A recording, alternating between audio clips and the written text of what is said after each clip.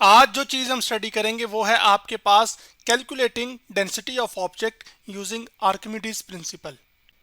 यानी कि आप किसी भी ऑब्जेक्ट जैसे कि इस डब्बे की डेंसिटी कैसे कैलकुलेट कर सकते हैं आर्किमिडीज प्रिंसिपल का इस्तेमाल करके। तो सबसे पहले बात करते हैं कि आर्किमिडीज प्रिंसिपल क्या होता है। तो आर्किमिडीज प्रिंसिपल में आर्किमिडीज ने यह कहा था कि आपके पास जो upthrust force on a body immersed in a liquid is equal to the weight of the liquid displaced. यानी कि जो अपथ्रस्ट फोर्स लग रही होगी एक ऑब्जेक्ट के ऊपर, जैसे कि ये, जब आप इसको पानी में डुबोएं तो पानी असल में आप इस ऑब्जेक्ट के ऊपर एक ऊपर की जानिब क्या करेगा, फोर्स लगाएगा। तो वो जो फोर्स होगी वो अपथ्रस्ट फोर्स होगी। तो वो जो अपथ्रस्ट फोर्स होगी वो असल में होगी इक्वल होगी जितना लिक्विड का वेट यहां से बाहर निकला होगा, जिसको आप यहां पर मेजर कर सकते हैं। तो अगर बाएं तस्वीर में आप देखें, जब आपने इस मैस को या इस वेट को पानी में नहीं डाला हुआ था तो आपके पास ये कंटेनर यहां तक फिल था। तो जैसे जैसे आप इस मैस को पानी में लेकर आते गए तो जितना इसके ऊपर ये जो पानी है ऊपर की जानिब फोर्स लगाएगा वो इक्वल होगा जितना पानी उबर कर यहां से बाहर निकला होगा उसके वेट के। डिस्प्लेस का वैसे तो मीनिंग होता है आपके पास pushed out of the way, यानी कि रास्ते से निकल जाना, लेकिन यहां पर जो है ना वो आपका वाटर का ओवरफ्लो है कंटेनर से, जिसको हम लिक्विड डिस्प्लेस्ड कह रहे हैं यहां पर। अब बात करते हैं कि हम डेंसिटी को कैसे कैलकुलेट करेंगे यूजिंग आर्किमिडीज प्रिंसिपल।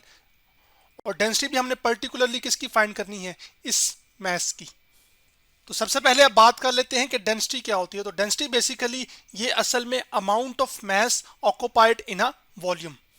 जैसे कि आपके पास इस कंटेनर का वॉल्यूम है जिसमें कोई चीज समा सकती है। अभी इस सिनेरियो में क्या समाई हुई है, पानी। तो कितना पानी का मैस इस वॉल्यूम में समा सकता है, इसको हम क्या कहेंगे, डेंसिटी। और वो स्पेसिफिकली डेंसिटी किस चीज की होगी, वाटर की।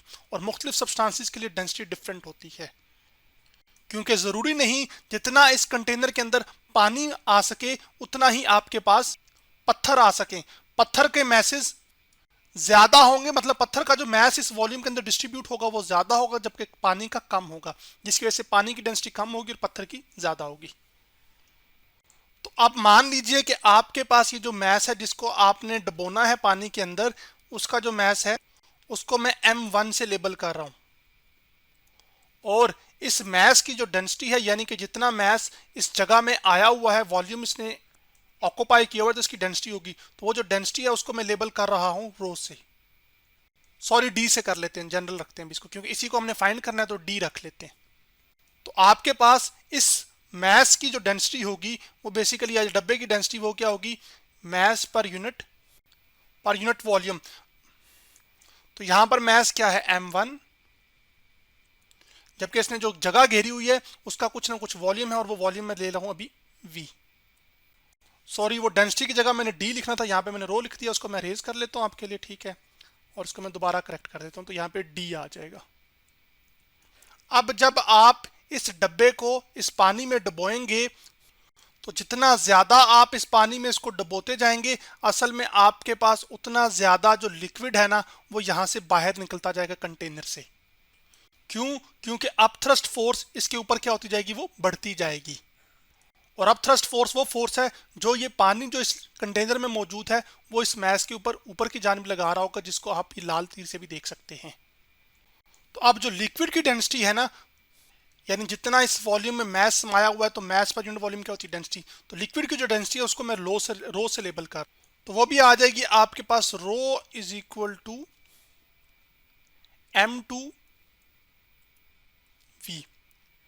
M2 वो मैस है जो असल में ये लिक्विड का कंटेनर से ओवरफ्लो होकर निकला होगा।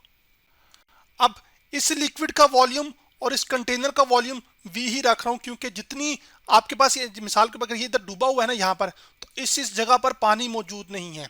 तो इतनी सी जो जगह है ना उस पर पानी मौजूद नहीं, यानी कि यहाँ पर ये वॉल्यूम सारा क्या है, एम्प्टी है। तो वो चीज क्रॉसपॉन्ड कर रही होगी यहाँ पर उस चीज के पानी के निकलने की। तो जो वॉल्यूम ये वाला होगा असल में वही वॉल्यूम यहाँ पर इस लिक्विड ने ऑक्युपाई यानी कि घेरा होगा।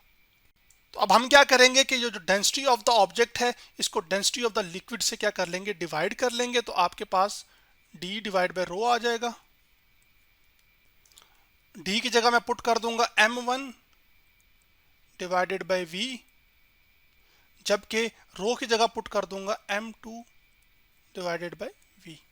तो ये v इस v से क्या हो जाएगा, कैंसल आउट, क्योंकि सेम वॉल्यूम्स हैं।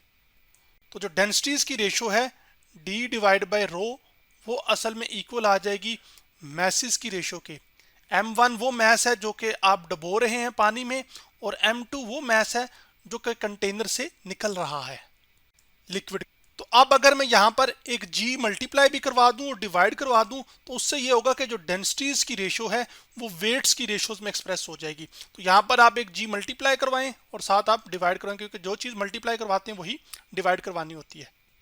तो ये जो m1g है ये बेसिकली वेट होगा इस मैस का जो कि पानी में आपने डबोना था, तो वो उसको मैं नाम देता हूँ w1 का। जबकि m2g वो वेट है जो लिक्विड डिस्प्लेस हुआ है, यानी कि कंटेनर से ओवरफ्लो हुआ है, तो उसको मैं लेबल कर रहा हूं w से, जनरल। अब आपके पास यहां पर ये रो डिवाइड हो रहा है, उधर जाके क्या हो जाएगा, मल्टीप्लाई। तो जो डेंसिटीज की रेशियो है वो, सॉरी डेंसिटी खाली जो ऑब्जेक्ट की है वो आ जाएगी आपके पास w1 जो कि वेट ऑफ द ऑब्जेक्ट है, जबकि w ये वो वेट है जो लिक्विड का डिस्प्लेस हुआ है, और साथ डेंसिटी उस लिक्विड की जिसमें आपने उस मैस को डुबोया है। तो यूं आप एक अननोन ऑब्जेक्ट की डेंसिटी को क्या कर सकते हैं, कैलकुलेट कर सकते हैं यूजिंग आर्किमिडीज प्रिंसिपल। तो अब यहां पर जो आपने एक चीज काबिले गौर और जहन में रखनी है वो ये रखनी है कि जब आपने इस डब्बे को पानी में नहीं डुबोया तो इसका जो मैस है वो आपको यहां पर कितना दिखाई दे रहा है, 6 किलोग्राम। और मैस को जब एक्सेलरेशन ड्यू टू ग्रेविटी के साथ आप मल्टीप्लाई करते हैं, यानी कि ये, तो ये क्या बन जाता है, वेट। इसका मतलब है समझाने के तौर पर कि जो मैस है वो 6 है आपके पास, जबकि जो एक्सेलरेशन ड्यू टू ग्रेविटी है वो 9.8 है। तो इसका आंसर कैलकुलेटर पे जब आप 6 मल्टीप्लाई करेंगे 9.8 के साथ, तो वो आंसर आ जाएगा 58.8। तो इस 6 किलोग्राम वाला जो डब्बा है उसका जो वेट बन रहा है वो 58.8 न्यूटन है। अब ये वेट एयर में है, लेकिन जैसे ही आपने इसको पानी में डुबोया, जैसे कि यहां पर, तो आप ये देख रहे हैं कि स्केल 6 से शिफ्ट हो गया किस पे, 4 पर। यानी कि हवा में आपका ये डब्बा भारी दिखाई दे रहा था, जबकि जैसे ही आपने इसको पानी में डुबोया तो ये हल्का हो गया है। तो अब आपको ऐसे फील हो रहा है जैसे इसका मैस सिर्फ 4 kg रह गया। तो इसका जो वेट है वो आपके पास होगा m2 और एक्सेलरेशन ड्यू टू ग्रेविटी जो कि g होती है। तो इसका m2 अब कितना है, 4, और 4 को आप मल्टीप्लाई करेंगे 9.8 के साथ। तो आपके सामने मैं क्या करता हूं कि 4 को मल्टीप्लाई करवाता हूं 9.8 के साथ, तो ये आ गया 39.2। यानी कि पानी के अंदर आपका ये जो डब्बा है इसका वेट कम हो गया है। क्यों कम हो गया है, क्योंकि इसके ऊपर पानी एक ऊपर की जानिब फोर्स लगा रहा है, जिसकी वजह से आपको ऐसा लग रहा है कि इसका वेट कम हो गया। अभी जितना वेट कम हुआ होगा ना, असल में ये इक्वल होगा जितना वेट इस कंटेनर से यहां पर बाहर से निकला होगा। तो अब आपके पास इस ऑब्जेक्ट का मैस इसका कितना है, ये जो पानी है इधर कितना है, 2 है ना, तो इसका वेट हो जाएगा फिर m2, या सीधी सीधी मैं वैल्यू पुट करता हूं, मैस कितना है 2, जबकि एक्सेलरेशन ड्यू टू ग्रेविटी कितनी है 9.8। जब आप कैलकुलेटर पे 2 को मल्टीप्लाई करते हैं 9.8 के साथ, तो वो असल में आ जाता है 19.6। तो जो वेट है वो बेसिकली जो लिक्विड का है जो कि बाहर निकला है कंटेनर से, वो कितना है 19.6 न्यूटन। तो अब आपने ये बात याद रखनी कि जो पानी का वेट बाहर निकला होगा ना कंटेनर से, वो W है, और वो इक्वल होगा आपके पास इस डब्बे का वेट इन एयर, जिसको मैं W सिर्फ समझाने के लिए बता रहा हूं, W इन एयर आप कह लें, माइनस W इन वाटर। ठीक है, वाटर के लिए मैं इधर यहाँ पे ना H2O लिख लेता हूँ, जो कि वैसे केमिस्ट्री में आप इस्तेमाल करते हैं पानी को बताने के लिए। तो जो मैंने कैलकुलेशन किया वो कितना आया, 19.6 आया है वेट इस लिक्विड का जो कि यहाँ पर है। तो ये चीज जो है ना ये हासिल होनी चाहिए इन दोनों को रिजल्ट को सेपरेट करके। तो जैसे वेट इन एयर कितना आया था मेरे पास 58.8 Newton, minus weight in water कितना निकल के आ रहा है 39.2। तो जब मैं दोनों को सेपरेट करूंगा आपस में, जैसे कि कैलकुलेटर पे कर रहा हूं 58.8 माइनस 39.2, तो असल में कितना आया 19.6। और ये वही वेट है जो कि लिक्विड का बाहर निकला है, और वो ये इस बात की निशानदेही है कि इतनी ही अपथ्रस्ट फोर्स एक्ट कर रही है। क्योंकि आर्किमिडीज प्रिंसिपल ने क्या कहा था कि जो आपके पास अपथ्रस्ट फोर्स एक्ट कर रही होगी किसी बॉडी के ऊपर जब आपने उसको पानी में डुबोया या किसी और लिक्विड में जैसे कि शहद में, तो वो इक्वल होगी अपथ्रस्ट फोर्स किसके, जितना वेट लिक्विड का बाहर निकला होगा। तो हमारे सिनेरियो में वो जो अपथ्रस्ट फोर्स एक्ट करिए वो असल में कितनी है, 19.6 न्यूटन। तो चलें आपके लिए मैं अब इसकी डेंसिटी भी कैलकुलेट कर देता हूँ। तो डेंसिटी कैलकुलेट करने के लिए हम इस रिलेशन का सहारा लेंगे। अब जो वेट है ऑब्जेक्ट का एयर में वो कितना है, 58.8। तो मैं यहां पर पुट कर दूंगा 58.8 डिवाइडेड बाय ये वेट है जो डिस्प्लेस हुआ होगा W, और वो कितना था कैलकुलेट करके मैं लाया हूं वो 19.6, तो वो यहां पे मैं पुट कर दूंगा 19.6। जबकि रो जो है वो डेंसिटी ऑफ वाटर है, और वाटर की डेंसिटी कितनी होती है 1000 किलोग्राम पर मीटर क्यूब। ये आपने जुबानी याद रखनी है। तो जो डेंसिटी आ जाएगी इस ऑब्जेक्ट की वो निकल के अभी आ जाएगी, तो D आ जाएगा इक्वल टू, सबसे पहले हम 58.8 को मल्टीप्लाई करेंगे 1000 के साथ, सॉरी ये एक ज्यादा हो गया, ठीक है। तो अब आपके पास आ गया 58,800।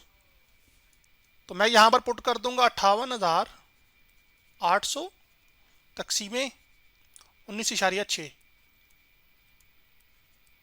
तो अब 58,800 को डिवाइड कर लेते हैं, 58,800 तकसीम 19.6, तो आपके पास कितनी आ गई 3,000। तो आपके पास उस डब्बे की जो डेंसिटी है वो कितनी निकल के आई, 3,000 किलोग्राम पर मीटर क्यूब। तो यूं आप एक अननोन ऑब्जेक्ट की डेंसिटी कैलकुलेट कर सकते हैं यूजिंग आर्किमिडीज प्रिंसिपल। तो आज हमने क्या सीखा कि हमने डेंसिटी कैलकुलेट की एक ऑब्जेक्ट की यूजिंग आर्किमिडीज प्रिंसिपल।